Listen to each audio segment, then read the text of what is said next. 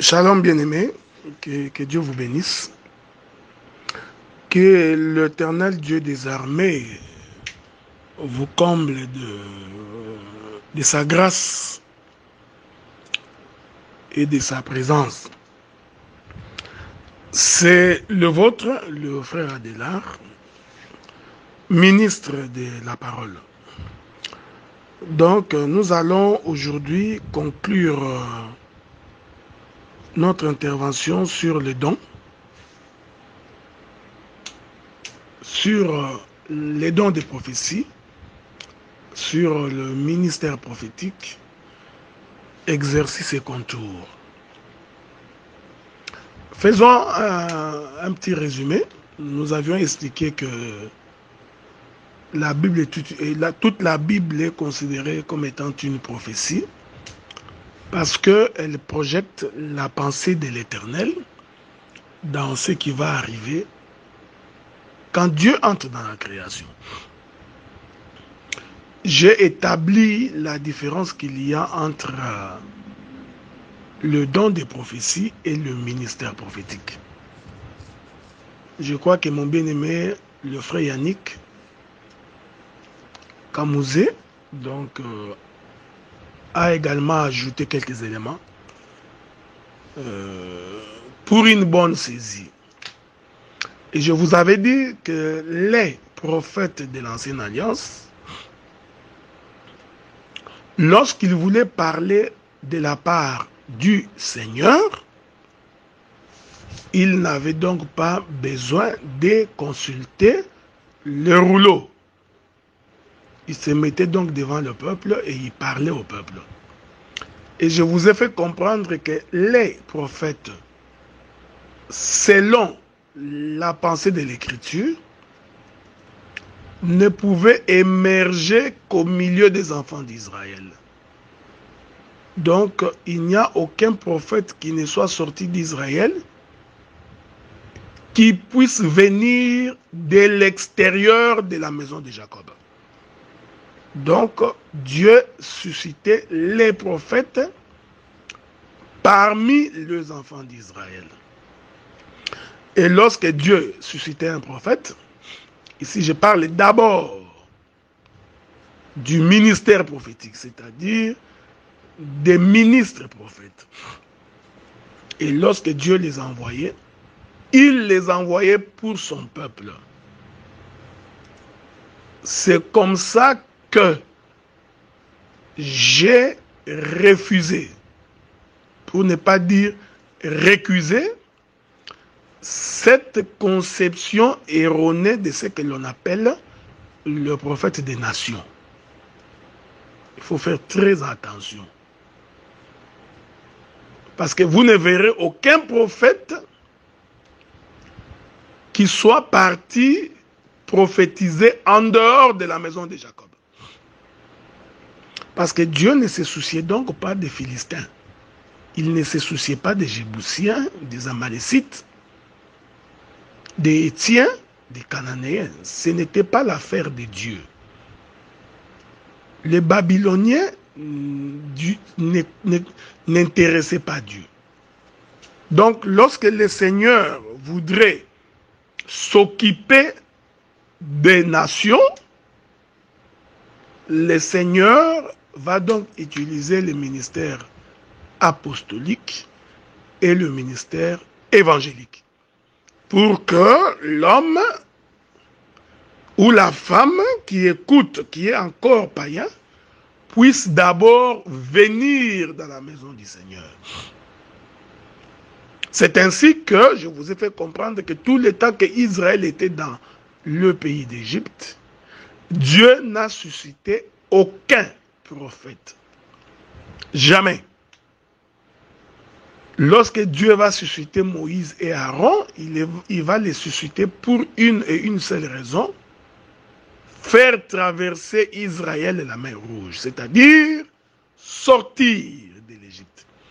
Et à ce titre-là, je vous avais dit que Moïse et Aaron, c'était l'apôtre et l'évangéliste.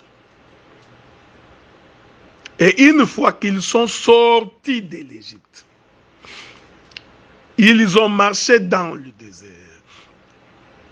Et quand ils se sont établis dans le pays de Canaan, alors l'Éternel va commencer à susciter des prophètes. C'est une façon de dire, quand Dieu t'a choisi, il te fait quitter le monde, il marche avec toi jusqu'à ce qu'il va t'établir dans la parole. Ici, vous comprenez que la parole, c'est aussi l'église locale. Il t'établit dans l'église locale. C'est alors que maintenant Dieu va susciter les prophètes. Je voudrais lire 2 écritures, à la rigueur 3, pour confirmer que Dieu ne peut pas envoyer les prophètes pour les nations. Donc quand Dieu parle de Jérémie que j'étais suscité et établi prophète des nations, il faut faire très très attention. Parce que même quand vous lirez noir sur blanc, vous ne verrez nulle part où Jérémie est allé chez les nations pour prophétiser. Donc, il faut faire très attention quand l'Écriture dit ces choses-là, ok? J'aurais quand même voulu, vous le permettiez, que nous puissions lire les livres d'Éphésiens, Éphésiens chapitre 4. Je commence donc par le verset 9, verset 8, c'est pourquoi il est dit, étant monté en haut, il a amené des captifs, il a fait des dons aux hommes. Faites attention, les dons ici, ce n'est pas les dons de l'esprit, mais il s'agit des dons de la parole. Là, je suis dans Éphésiens chapitre 4. Ces dons ici, c'est les dons de la parole. Or, qu'est-ce que signifie il est monté, sinon qu'il est aussi descendu dans les régions inférieures de la terre? Celui qui est descendu, c'est le même qui est monté au-dessus de tous les cieux, afin de remplir toutes choses. Il a donné les uns comme apôtres, les autres comme prophètes, les autres comme évangélistes, les autres comme pasteurs et docteurs. Regardez, pour le perfectionnement des saints en vue de l'œuvre du ministère et de l'édification du corps de Christ. Je voudrais répéter ça. Pour l'édification des saints. Voyez-vous, frère? Donc, Dieu établit le ministère pour les saints. C'est-à-dire pour le peuple que Dieu s'est choisi, le peuple que Dieu s'est mis à part. Voyez-vous?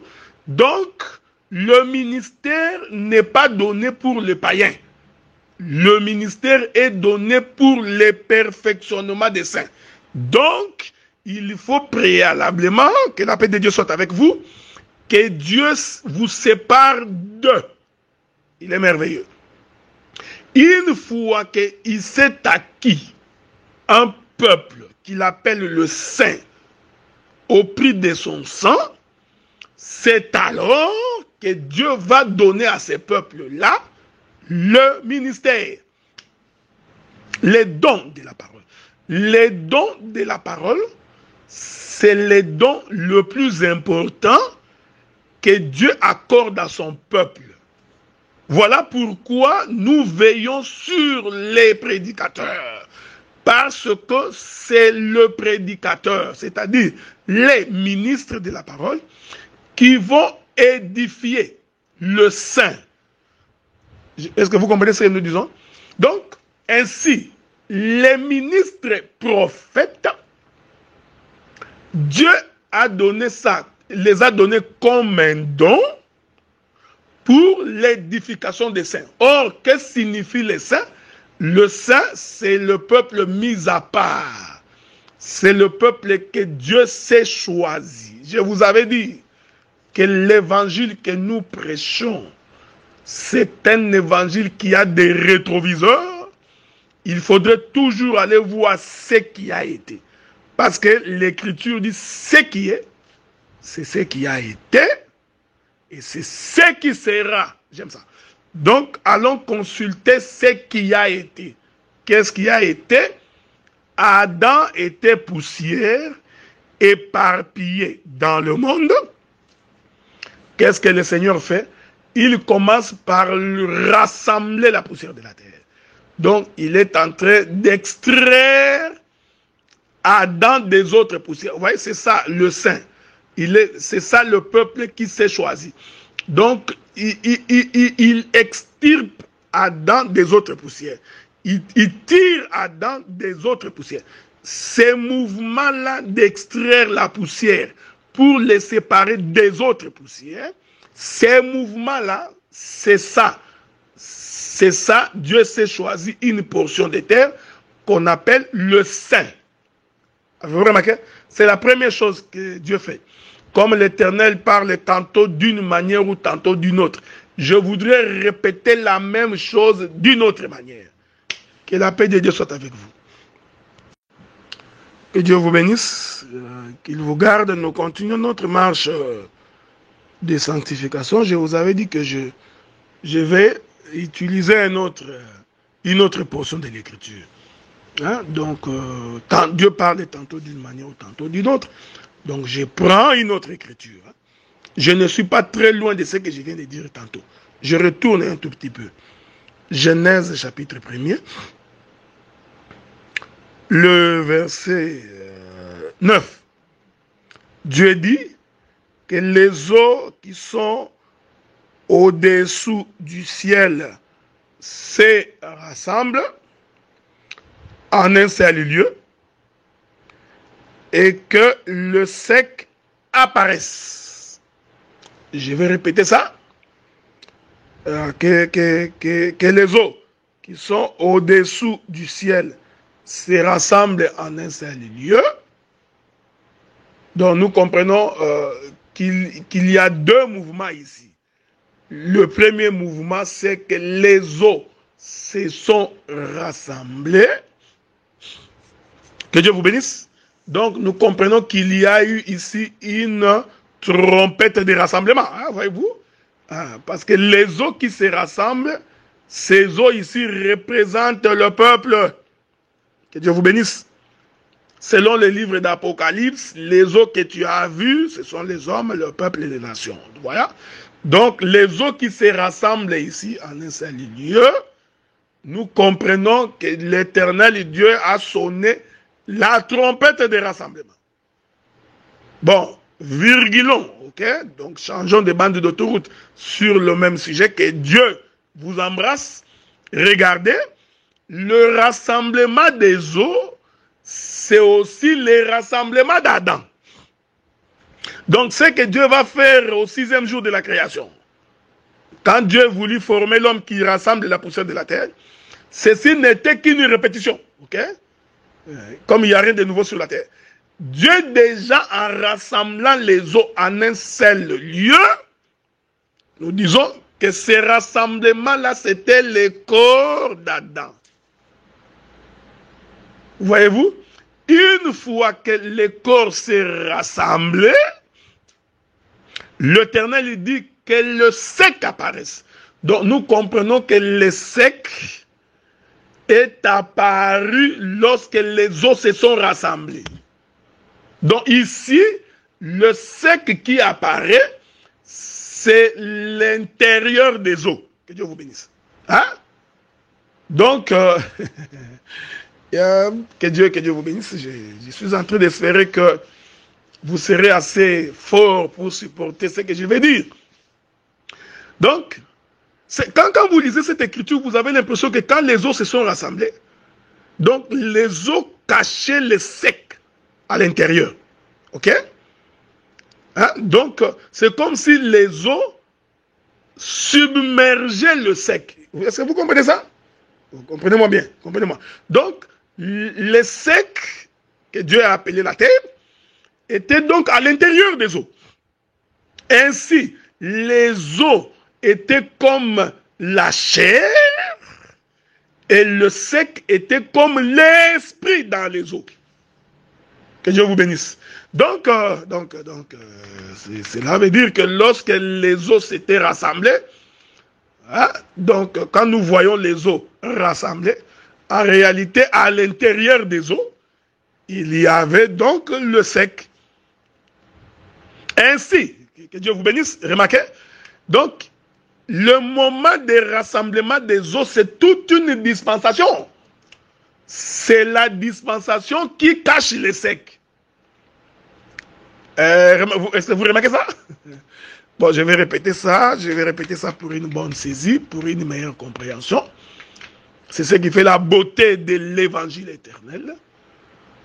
Donc, nous ne perdons pas notre temps ici pour raconter des histoires, des témoignages. Nous ne faisons pas un documentaire pour parler de nous-mêmes. Nous ne sommes pas ici pour dire notre parcours ou les exploits que nous avions faits dans la vie. Tu vois, moi, j'ai ouvert beaucoup d'églises. J'ai circulé dans tous les pays du Congo. Je me suis rendu... Non, ce n'est pas important. Cela n'est pas important. Okay? La prédication, l'enseignement, par lui-même, c'est toute une présentation. Et remarquez, je veux que vous me suiviez bien. Je veux que vous me suiviez attentivement. J'explique pourquoi je continue à dire que les prophètes ne peuvent apparaître que dans la maison de Jacob. En d'autres termes, les prophètes ne peuvent exercer que dans l'église. C'est une façon de vous dire que quand tu croises quelqu'un sur la voie publique, dans un marché central, dans des bus, qui s'est fait passer pour les prophètes de Dieu et qu'il est en train d'exercer, dit-on, son ministère prophétique ou son don de prophétie, comprenez qu'il n'a pas compris l'exercice des dons. Je reprends pour que les choses soient aussi simples. Donc, les eaux qui se sont rassemblées constituent un corps. Parce que je vous ai démontré que les eaux, ce sont les hommes, le peuple, les nations de la terre. Souvenez-vous que Dieu identifie l'homme comme étant de l'eau. Comme une eau fraîche qui vient d'un pays lointain. Donc l'eau, les eaux représentent les hommes. Ici, je ne voudrais pas dire que partout tu vois les eaux, cela veut dire que ce sont les hommes. Ce n'est pas ce que j'ai dit, ok? C'est pourquoi il faudrait respecter les bandes ou la balustrade. Donc, quand les eaux se sont rassemblées, le Seigneur va dire plus tard que les secs apparaissent. Donc, nous comprenons que les secs étaient à l'intérieur des eaux. Ouais. Donc, le rassemblement des eaux ont donc caché le sec. En d'autres termes, les eaux constituaient les vêtements du sec. Hein? Les eaux constituaient les manteaux du sec. Parce que les secs étaient à l'intérieur. C'est pourquoi Dieu dit qu'il faut que les secs apparaissent. Donc les secs étaient à l'intérieur des eaux. Que la paix de Dieu soit avec vous. Donc nous comprenons que les eaux, c'est toute une dispensation qui cache le sec. Luc chapitre 24, verset 44, il commença à leur expliquer tout ce qui est écrit de lui, en parcourant la loi, les psaumes et les prophètes. Donc la loi, les psaumes et les prophètes cachaient Jésus. La loi, les psaumes et les prophètes constituent les vêtements de Jésus, constituent son manteau et sa couverture. Donc, lorsque l'on lit la loi, lorsque l'on lit les prophètes, lorsque l'on lit les psaumes, nous comprenons que Dieu s'y trouve à l'intérieur. Dieu est caché. Christ est caché à l'intérieur. Donc, nous comprenons, que Dieu vous bénisse. Donc, nous comprenons que le sec là qui apparaît, en réalité, c'est aussi une autre dispensation. C'est la dispensation où ce qui était caché vient se faire dévoiler. Est-ce que vous me suivez? Suivez-moi bien. Suivez-moi attentivement. Donc, ainsi, le rassemblement des eaux est une dispensation. Les eaux qui se rassemblent ici, en réalité, c'est la dispensation de Moïse. En d'autres termes, ce sont les prophètes. Il est merveilleux. Voyez-vous? Tous les prophètes se sont rassemblés pour que Christ puisse apparaître. Donc, dans chaque prophète, il y a l'empreinte de Jésus. Hébreux chapitre 10, Je viens dans le rouleau du livre. Dans le rouleau. Nous comprenons que les livres, c'est les rassemblements des eaux. Or, les livres ici rassemblés, ce sont les prophètes. Et il est écrit dans les rouleaux du livre. Donc, nous comprenons. À l'intérieur du livre, il est donc question de la terre. Il est donc question du sec. Donc, comprenez avec moi que tout le temps que les eaux se sont rassemblées là, c'était toute une dispensation. C'est la marche de tout un peuple, frère. Est-ce que vous voyez ça? C'est la marche de tout un peuple. C'est toute une dispensation. Maintenant, remarquez, le Seigneur maintenant va dire que le sec apparaisse. Cette parole de Christ, de Dieu qui dit que le sec apparaisse, va marquer la fin d'une dispensation et le début d'une autre dispensation. Que Dieu vous bénisse. Bon, je ne voudrais pas dire qu'il y a la voix de Jean-Baptiste là-dedans, pour ne pas vous écarter de la voix de ce que nous voulons parler. Donc, souffrez avec moi. Donc, quand le Seigneur dit que le sec apparaisse, c'est une autre trompette, j'aime ça. Donc, il y avait la première trompette qui est la trompette des rassemblements, que les eaux se rassemblent en un seul lieu. Ça, c'est une trompette. Nous disons que c'est la première trompette des rassemblements. Il y a une deuxième trompette. Quelle est cette trompette? Que le sec apparaisse. Or, pour que le sec apparaisse, c'est-à-dire les eaux doivent être déchirées. Donc, le vêtement, le corps du sec doit être déchiré pour que le sec apparaisse. Voyez-vous, frère? Je vous reviens. Je vous reviens. Que Dieu vous bénisse, qu'il vous garde, qu'il vous protège. Je bénis le Seigneur qui nous accorde la bonne santé, le Seigneur qui fait en sorte que nous puissions encore nous tenir debout. Il y a des gens qui ont beaucoup plus de valeur que nous, beaucoup plus de considération dans ce monde que nous, qui n'ont pas eu cette occasion d'être encore en vie, ils n'ont pas eu cette occasion de respirer, mais nous l'avons de par Dieu, c'est pourquoi nous les sanctifions. Je répète que le ministère prophétique, dans l'ombre comme dans la nouvelle alliance, c'est-à-dire dans l'ancienne comme dans la nouvelle alliance, Dieu ne les donne que pour les saints. C'est pourquoi je vous avais dit, lorsque nous voyons un prophète, que cela soit dans l'exercice ministériel ou dans l'exercice d'un don, qui est en train de l'exercer en dehors du cadre de l'Église, nous comprenons que cet homme a d'autres motivations. Cet homme, il agit comme un devin. C'est pourquoi je suis rentré dans Genèse. Pourquoi je suis rentré là-bas?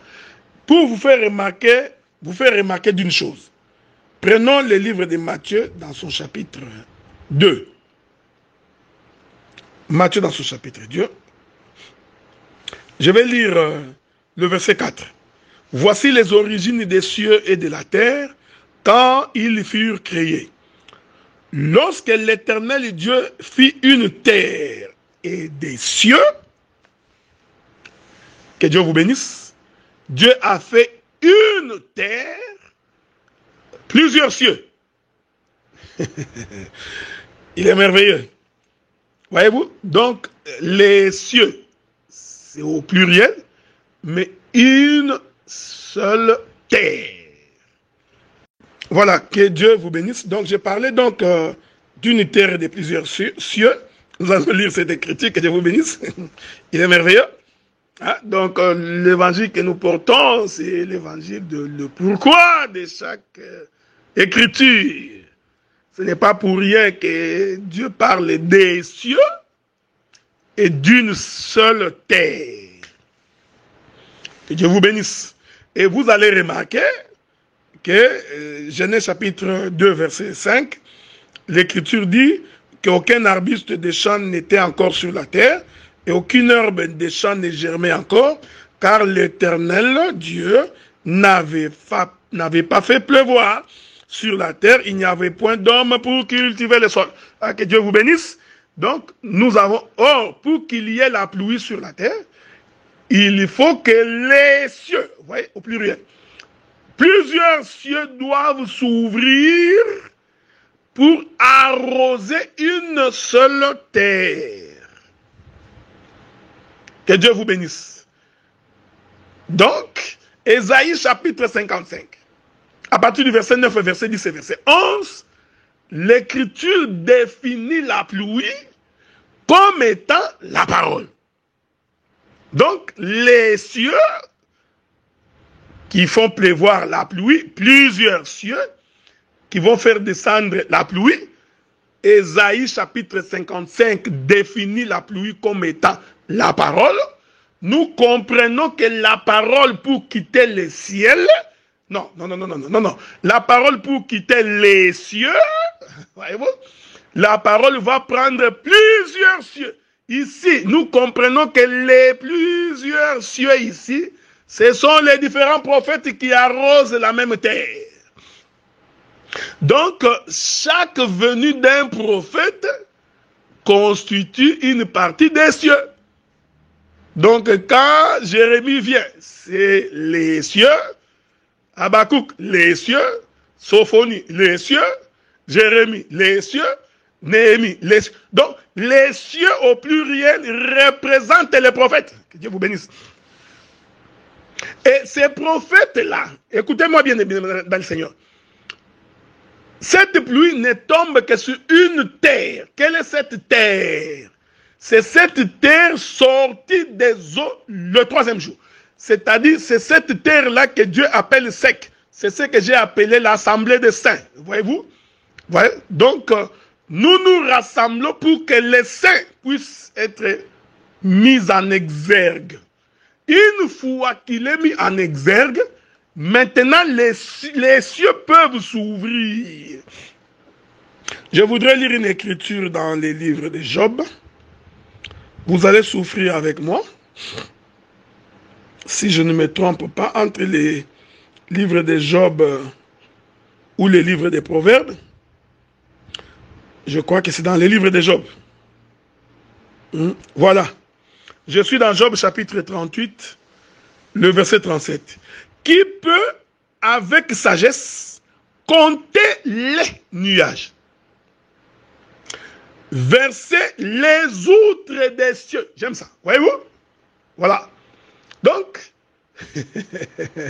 or, les outres, ce sont des corps. Voilà. Quand on parle des outres, nous parlons des corps. Les outres sont des gibecières. Donc, nous comprenons que ce sont les corps des cieux qui doivent s'ouvrir pour verser la pluie. Cette pluie-là, c'est la parole. Je souffrais avec moi. Je voudrais, parce que nous sommes dans cet évangile qui s'appuie sur les Écritures pour parler, alors acceptez que j'essaye de vous trouver une autre Écriture. Okay? Ce serait salutaire pour votre âme. Je voudrais prendre une autre écriture, si le Seigneur le permet, dans les livres de quoi? Matthieu ou Marc? Prenons les livres de Luc d'abord. Luc chapitre 5, verset 37. Personne ne met du vin nouveau dans des vieilles outres, autrement les vins nouveaux fait rompre les outres, il se répand, et les outres sont perdues. Mais il faut mettre les vins nouveaux dans des outres neuves. Vous pensiez que le Seigneur parlait-il du vin naturel? Non.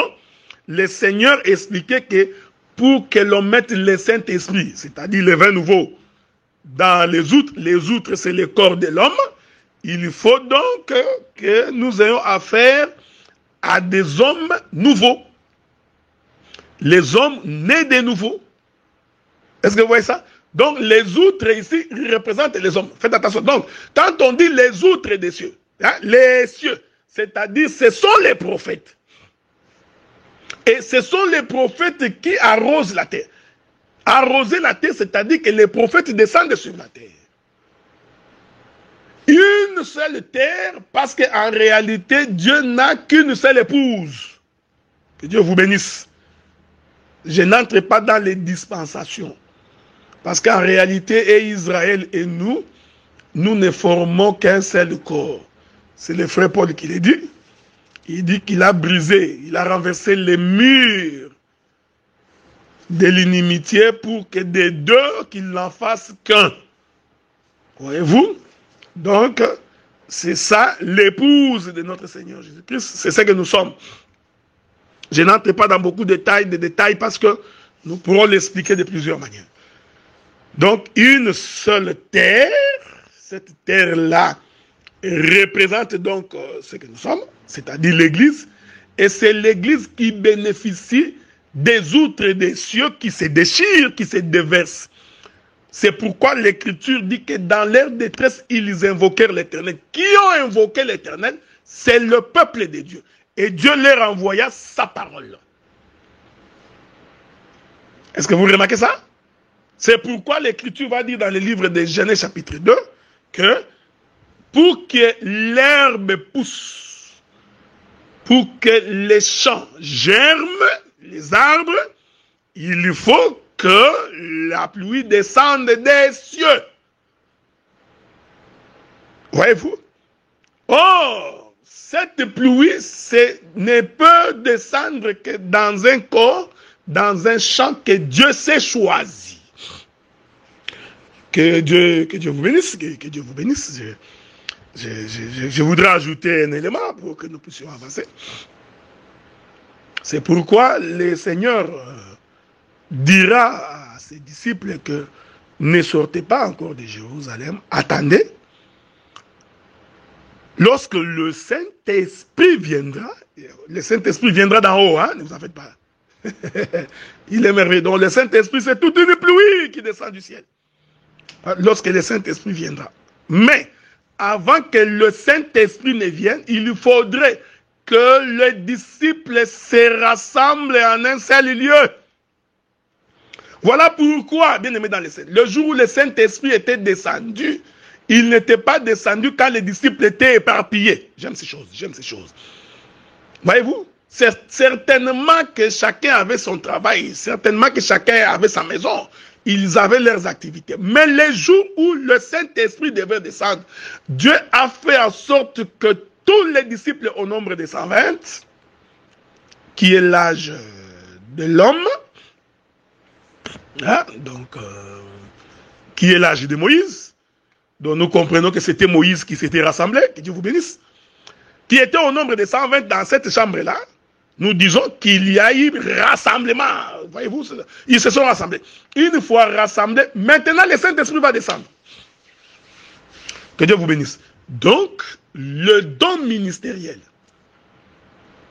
de la prophétie, comme le don de l'esprit de la prophétie, ne peuvent s'exercer que pour les saints. Je vais ajouter une autre écriture. C'est pourquoi je vous avais dit, si tu vois quelqu'un, il va dans un marché, il commence à dire que Dieu m'a montré, Dieu m'a dit, comprenez que c'est de la divination. C'est de la divination. C'est vraiment, ou alors c'est un mauvais exercice des dons. Je voudrais lire une écriture. C'est ce que le frère Paul qui nous enseigne cela. Je vais lire une écriture, ok? Souffrez avec moi. Ce serait pour une bonne cause. Bon, attendez. J'ai une belle écriture là que le frère Paul nous a donnée. Alors, j'ai prié le Seigneur que je trouve cette écriture là. Ça va nous aider à avancer dans la paix. Parce qu'il faut avoir la paix avec tous les prophètes. Écoutez ce que le frère Paul dit. 1 Corinthiens chapitre 12, le verset 7. Or, à chacun, la manifestation de l'Esprit est donnée pour l'utilité commune. Ah, je vous reviens. Que Dieu vous bénisse, qu'il vous comble de sa grâce et de sa bonté. Voyez-vous, frère? Donc, Dieu ne peut pas donner le Saint-Esprit. Il ne peut pas faire un don pour que les dons deviennent un fonds de commerce. C'est ce qui nous étonne aujourd'hui. Quelqu'un qui a les dons des prophéties, il commence à en faire un commerce. Il circule d'église en église, de pays en pays, de village en village, non pas pour aller annoncer l'évangile, parce que c'est ça la mission. Car il est écrit dans la Bible que voici les miracles qui accompagneront ceux qui auront cru. C'est-à-dire qu'avant qu'il y ait miracle, il faut premièrement qu'il y ait la croyance. Frère, ne déplacez pas les bornes posées par nos pères. Hein? C'est ça, ne pas déplacer les bornes. Voici les miracles qui accompagneront ceux qui y auront cru. Ne voyez-vous pas que avant le miracle, il y a quelque chose qui se passe? Mais qu'est-ce qui se passe avant? C'est que quelqu'un doit croire. Mais comment croiront-ils s'il n'y a pas de prédicateur? Que la paix de Dieu soit avec vous. Donc vous comprenez que la prédication doit précéder toute forme de miracle, frère. Toute forme de miracle, si cela vient de Dieu, doit être précédée par la prédication. C'est pourquoi je vous avais dit, lorsque on est dans un milieu de païens, nous avons beaucoup plus besoin de l'apôtre et de l'évangéliste. Pour que le peuple croie d'abord à la parole. Une fois qu'ils ont cru à la parole, c'est-à-dire, ils ont accepté de quitter le monde, de devenir membres, fils dans la maison de Jacob, c'est alors qu'ils verront maintenant la main de Dieu. Donc Dieu, Dieu ne fait pas de miracles pour impressionner les païens. Bon, il est possible que tu puisses me dire que Jésus avait dit que si vous ne croyez pas par ma parole, croyez ne fût-ce qu'à cause de ce que vous voyez. Quand vous lisez votre texte là, vous avez vu quelqu'un qui a cru parce que Jésus a fait un miracle. C'est pourquoi je vous dis qu'il faut faire très attention quand vous lisez les Écritures. Y a-t-il quelqu'un qui a cru parce que Jésus a fait un miracle? Même les gens à qui la femme samaritaine a dit, venez voir, j'ai rencontré le Messie. Il m'a parlé de tout ce qui me concernait. Quand ces gens-là sont arrivés, ils ont dit quoi? Nous n'avons pas cru parce que toi tu as parlé, parce que nous l'avions entendu nous-mêmes. Jésus n'avait fait aucun miracle à ces gens-là. Jésus a tout simplement parlé. J'aime bien les Écritures. On ne sait pas qu'est-ce qu'il leur avait dit, mais nous, dans cet évangile, on sait ce qu'il leur avait dit. Lorsqu'ils ont entendu, ils ont cru. Est-ce que vous comprenez ce que nous disons? Donc, le frère Paul nous fait comprendre que les dons nous est donné pour l'utilité commune.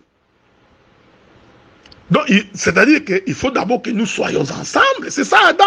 Il faut premièrement que nous soyons rassemblés en un seul lieu. C'est alors que Dieu va envoyer maintenant les dons des prophéties. Et le véritable don des prophéties est utile pour l'Église, pour les fils de Dieu. Avez-vous déjà remarqué que la plupart des gens qui font les dons des prophéties, ils ne prophétisent que sur les bonnes choses. Dieu me montre que tu seras ceci. Dieu me montre que tu te marieras. Dieu me montre que tu vas aller en Europe. Dieu me montre que tu iras au Canada. Dieu me montre que tu seras la tête et non la queue. Dieu me montre. Mais en ce qui concerne les péchés du peuple, là, la quasi-totalité des prophètes, des gens qui ont les noms de prophéties, ils ne voient pas. C'est pourquoi aujourd'hui, nous n'avons pas l'esprit de repentance. Parce que les prophètes, les dons, ceux qui ont les dons de prophétie, étonnamment, Dieu ne leur montre que les bonnes choses pour le peuple. Nous ne croyons pas à cela, frère. Nous savons déjà que le fait que nous croyons à la parole, les bonnes choses nous sont promises. Ça, nous le savons. Dieu n'a pas besoin de se répéter. Hein? Dieu n'a pas besoin de se répéter. Il a dit que si vous croyez à ma parole, là où les plantes de vos pieds fouleront, ces territoires, je vous les donnerai en possession. C'est déjà quelque chose qui a été dit. Dieu n'a pas besoin de venir me dire, Adélard, Dieu me dit, tu prendras en possession Canada. Faux, faux et archi faux. Vous comprenez? Les dons des prophéties d'aujourd'hui, c'est toujours sur le mariage, sur les biens matériels, sur la prospérité matérielle. Nous n'avons plus de dons de quelqu'un qui a péché, qui vit dans les péchés au milieu de nous pendant des années. Des femmes qui se prostituent pendant des années, et le prophète ne voit pas. Lui ne voit pas, il ne voit que mon bien-aimé, je vois un frère qui s'appelle Stéphane ici. Dieu me montre que tu as été retenu dans une marmite. Non, non, non. Pour quelle utilité Dieu te montrera que cet homme est retenu dans une marmite?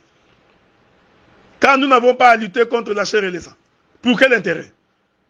Cependant, l'homme auprès de qui tu adresses ces prophéties a encore une vie désordonnée. Vous voyez, ce sont les mauvais exercices des dons.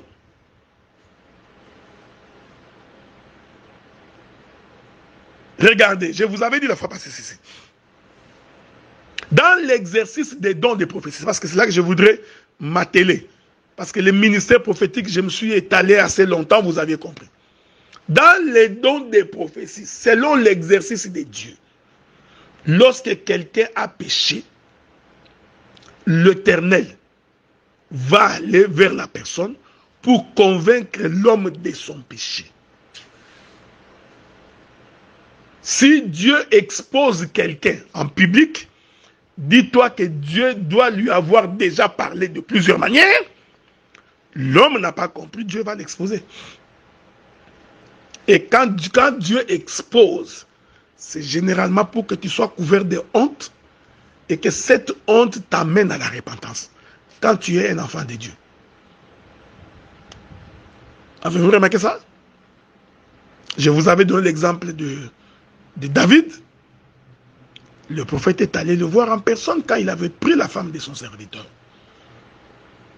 Donc, dans une église qui respecte la doctrine, lorsqu'un frère qui a les dons des prophéties, ou une sœur qui a les dons des prophéties, et qu'il reçoit ou qu'elle reçoit un message particulier pour quelqu'un, il n'a pas besoin de nous faire un spectacle en plein culte.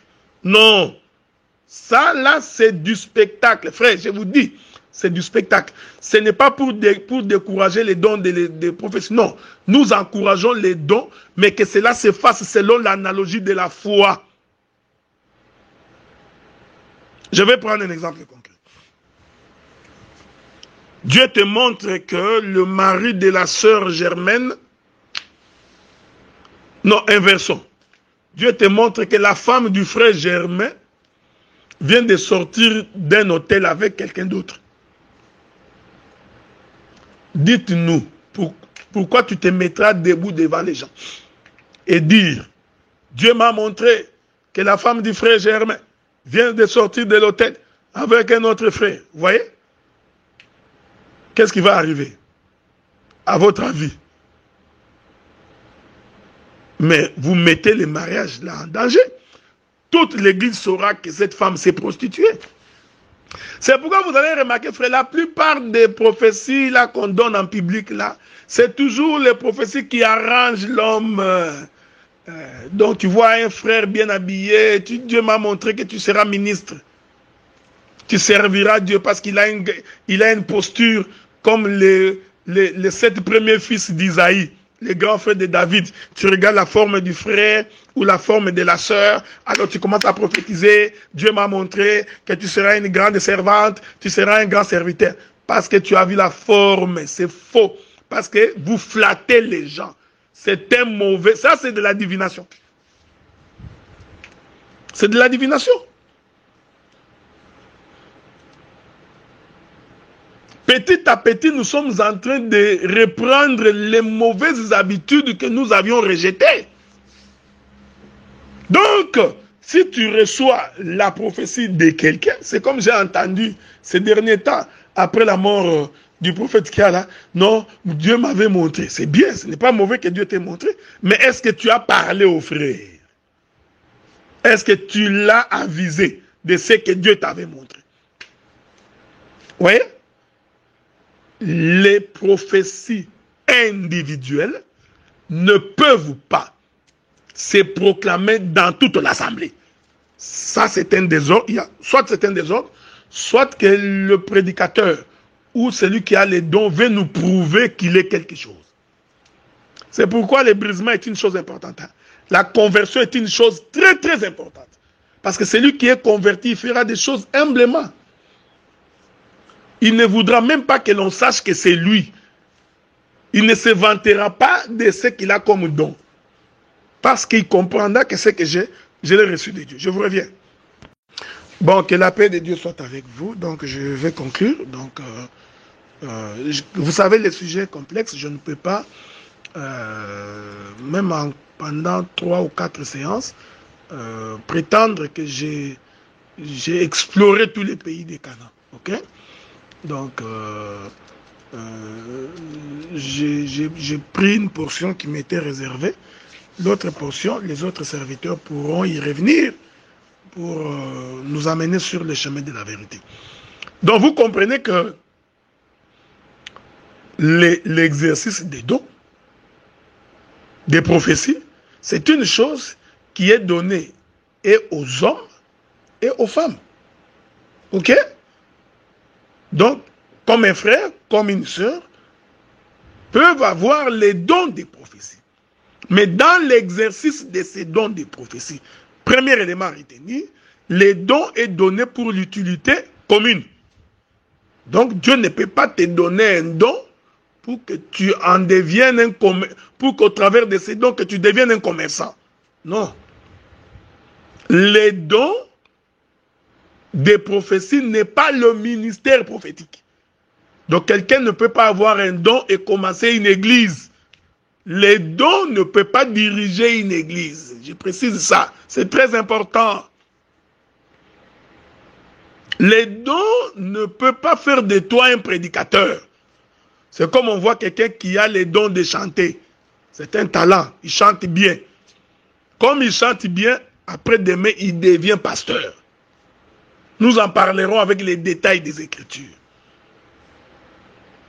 Après-demain, il devient prophète. Comme il chante beaucoup, les gens le suivent. Il fait des concerts. Bon, il s'est dit, bon, finalement, je peux aussi devenir pasteur. Il devient pasteur. Beaucoup des hommes font comme ça. Beaucoup de sœurs le font également. Non.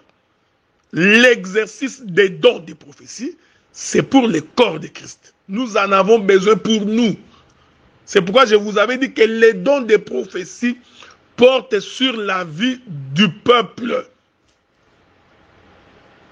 Sur la marche des hommes sur la terre. Et ces dons des prophéties a une double direction.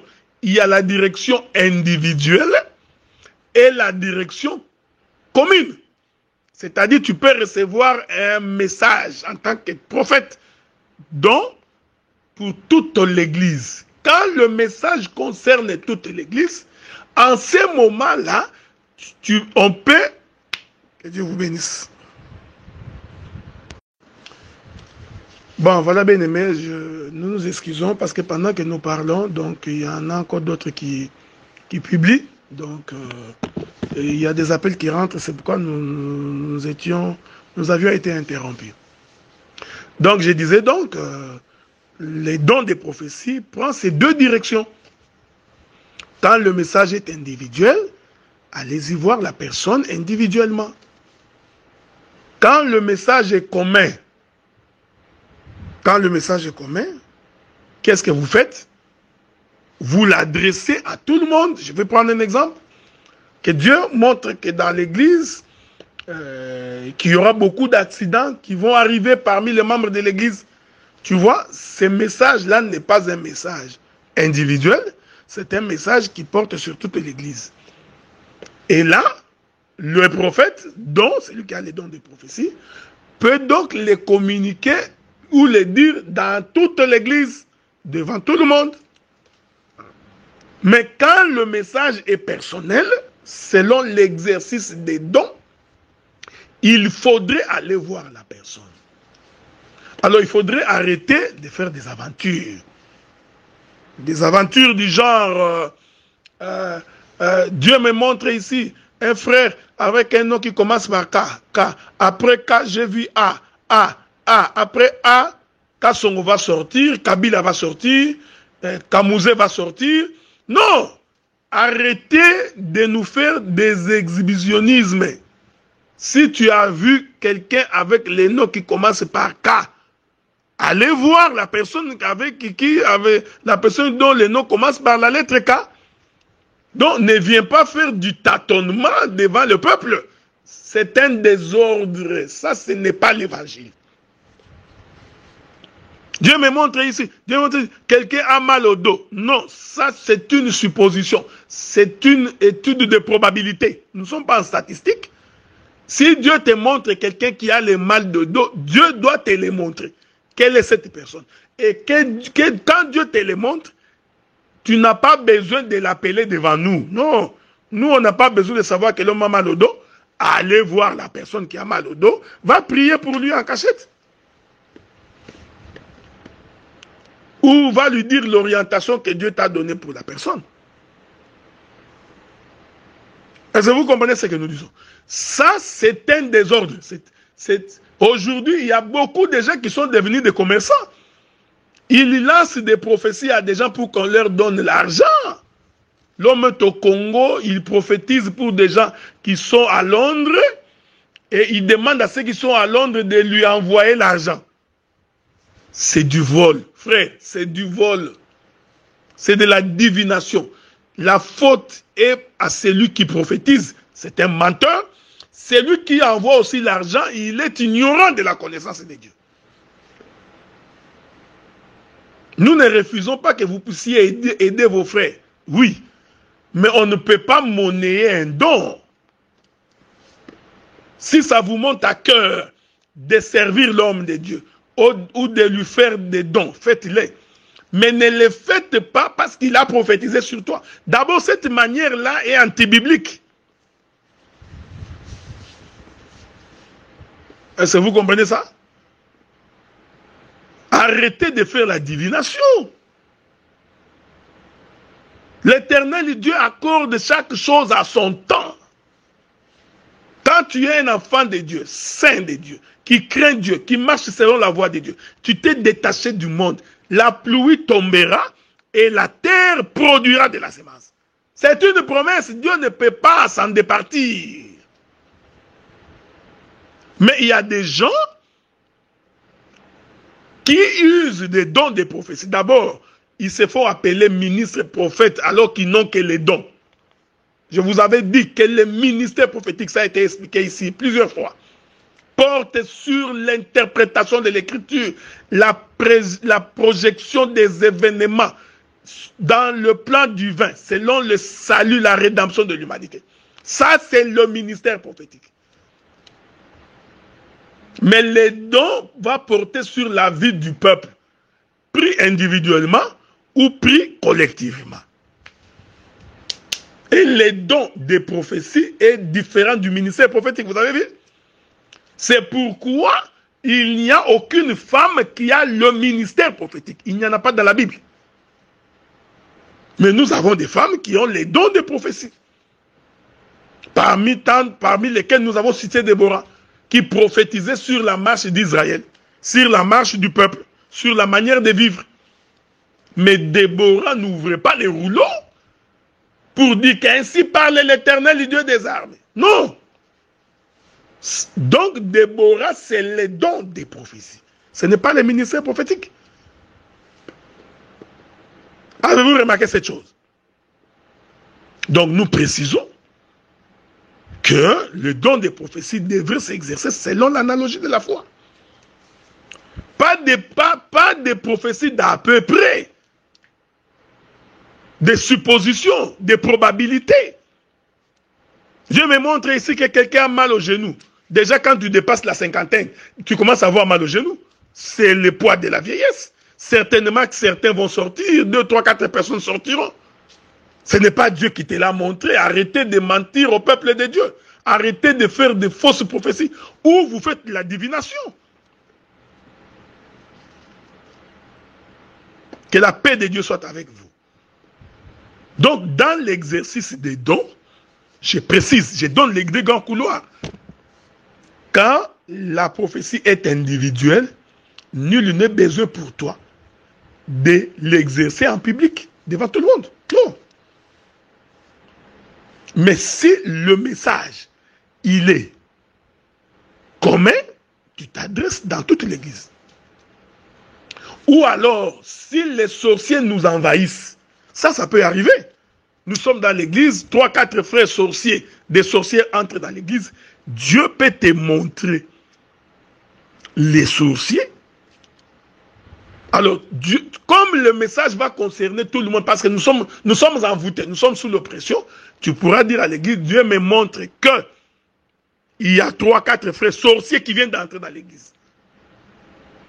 Mais comme Dieu est miséricordieux, il dira toujours, nous vous demandons de vous repentir, sans quoi Dieu va vous exposer.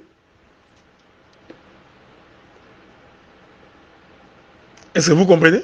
Mais nous pouvons également avoir des sorciers attitrés, aguerris, qui ne cessent de nous envoûter chaque jour, chaque année, pendant plusieurs années.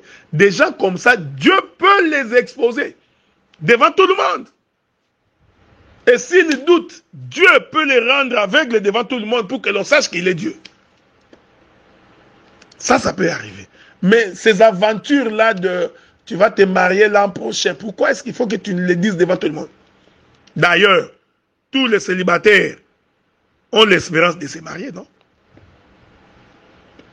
Tous les célibataires ont l'espérance de se marier. Mais qu'est-ce que vous voulez? Qu'est-ce que tu attends d'autre si ce n'est pas le mariage pour un célibataire? Donc, tu ne peux pas lever un frère célibataire et lui dire que Dieu me montre que tu vas te marier. Non, non, écoutez, arrêtez de nous distraire.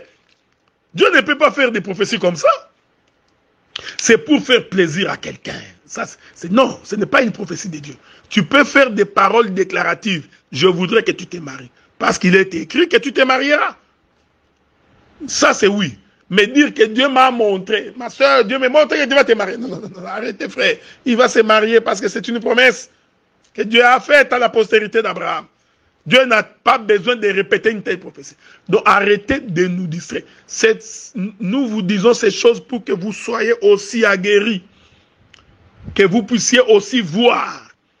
Que vous soyez aussi à même de distinguer le vrai du faux. Si tu as les dons de prophétie, exerce-les selon l'analogie de la foi. Et tu ne peux l'exercer que si Dieu te montre véritablement, avec précision. Le prophète est allé voir David, il dit, un homme a pris, il a organisé une fête, il a pris la seule vache ou le seul bœuf de son voisin, alors que lui, il en avait beaucoup. David voudrait tergiverser, il lui dit, cet homme c'est toi. Donc le prophète, je m'excuse beaucoup, que Dieu vous bénisse. Regardez. Donc, le prophète, quand il était en train de parler à David, le prophète savait déjà que c'était David. Ce n'est pas du genre, j'ai vu quelqu'un ici qui porte une chemise rouge, quelqu'un qui est en train de rouler à ma tête, il a une chemise rouge, mais il y a combien de gens qui ont une chemise rouge à ma tête? L'homme dont je parle ici, il a une chaussure noire. Oh, la majorité des gens portent des chaussures noires. Donc tu nous fais une probabilité des choses qui peuvent arriver et quelqu'un va s'élever. Écoutez, c'est Dieu. Dieu m'a montré que c'est moi, c'est moi. Ah, quelqu'un. On a vu ça dans une église. Dieu me montre qu'ici il y a quelqu'un qui a mal au dos. 4 personnes s'élèvent. Mais Dieu avait montré une seule personne. Quel est ce Dieu? Arrêtez de vous moquer de Dieu. Quand vous entrez dans une église comme ça, vous voyez un homme comme ça, c'est un aventurier, un commerçant. Il voudrait faire des exploits pour qu'on lui donne l'argent. Non. Que la paix de Dieu soit avec vous. Voilà, bien aimé dans le Seigneur, c'est que je voulais expliquer par les dons de prophétie, le ministère prophétique, l'exercice et contours. S'il y a des questions, nous pourrons répondre jusqu'à dimanche, parce que nous prévoyons la semaine prochaine qu'il y ait notre enseignement par un autre frère. Que Dieu vous bénisse.